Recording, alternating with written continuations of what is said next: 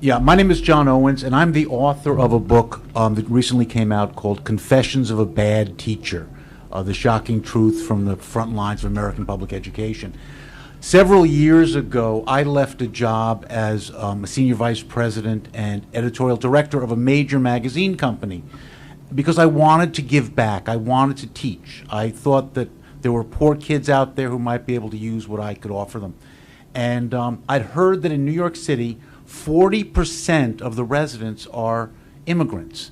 And I realized that, I'd gone to public schools and I'd had teachers who'd helped me become who I became and who'd helped me become a good citizen, who showed me the promise and the greatness of America. And I thought I could do the same thing. And so in this great naive fit, I left publishing, went to graduate school for a year, and got a job teaching in the South Bronx, at a public school in the South Bronx. The school modeled itself as an absolute model of school reform. It was one of Mayor Bloomberg's small schools. It had 350 students from 8 to 12 with the grades. And it was on the third floor of an old elementary school. When I got there, I was heartbroken. What passes for school reform is not education as I knew it going to school, is not education that you knew when you went to school. What we were doing to these kids is we were turning this into a test prep factory. That's what the school had become. The kids had nothing but what were called academics. But academics weren't really teaching them anything they could use. It was just stuff so they could take tests. They did not have art. They did not have music except for a boom box, a couple drums, and some beaded gourds that were kept in a locked closet in the basement next to the teacher's restroom. That was the music department, okay? These kids had no choir, they had no chorus, they had no band, they had nothing else. But we had test prep, and we had data. We had so much data that when I was an executive dealing with budgets of millions of dollars, I did not have to deal with as many spreadsheets as I did when I had 120 8th and 9th graders in the South Bronx. The spreadsheets were just unbelievable. Each week, I had to put in 2,000 points of data for these kids. Not just attendance and homework and class participation and stuff like that, but we had to put in stuff like unity of being and self-determination. Okay, and the idea was to have so much data, that we could prove anything, or more importantly, that the administration could prove anything. And what they wanted us to prove was that these kids were passing, that they had good scholarship reports, those were the numbers that were issued by the Department of Education, and that we would have good, high graduation rates. And so when you say that these kids are going to college and not being able to read, well, of course, we were graduating them, okay? I have never seen in my life any system that was so corrupt from the bottom to the very top. What the mission was you were an ineffective teacher if 80% of your kids did not pass, okay? Well, then, if you didn't pass 80% of your kids, you were saddled with so much work that you were sorry you didn't pass 80% of your kids. So I said to one of my colleagues, I said, well, I have kids who have done no work. He says, do the math. And so I passed 81.86% of my kids. I got a letter from the assistant principal congratulating me on passing so many. It was the only positive thing I had in my personnel file during my career at the New York City Public Schools.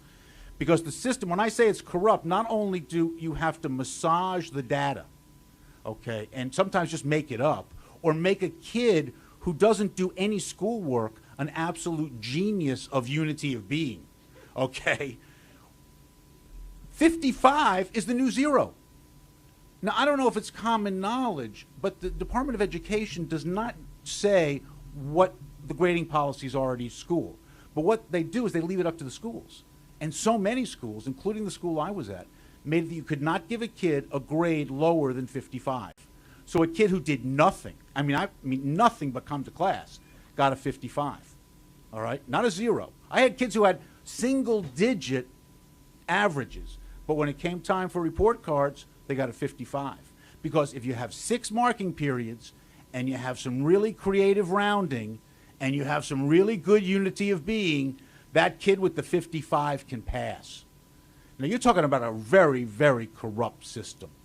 And what we're doing is we're letting the spreadsheet run our educational system. And it is really criminal what we're doing. We're taking away the education that you had, the education that I had, and we're saying that today's kids don't deserve that because it's not efficient, because it costs too much. Well, the fact is you can raise the standards as high as you want, but unless you're going to teach the kids to that standard and give them the information and the encouragement and the basic educational experience that they need, they're never going to really reach it. But we can reach it on the spreadsheets, and we will. I mean, what I saw, I wrote about my school after I left, and just days after that, the principal and assistant principal were escorted out by the Department of Education. But I was talking to a reporter today that even people who make up the data and get blown out as principals still remain in the system. They can't get rid of them. And so this whole corruption, it's systemic. And it is really a sad, sad thing that we're seeing. It would be to let the public know that education can't be done cheaply. It's expensive. To do it right, it's expensive. This notion that we can do it efficiently, that we can do it with the way that managers run corporations, it's not true. I was a widget maker myself for 30 years, and I got to tell you, in the classroom, they're not widgets.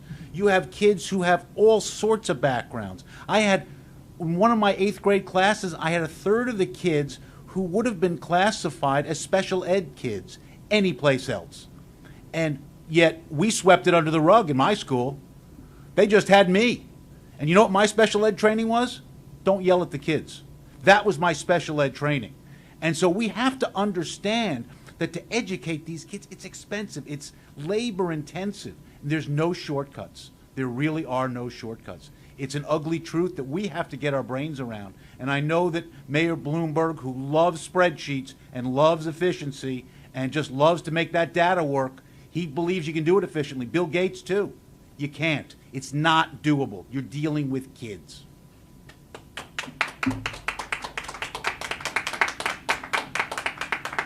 Thank you very much.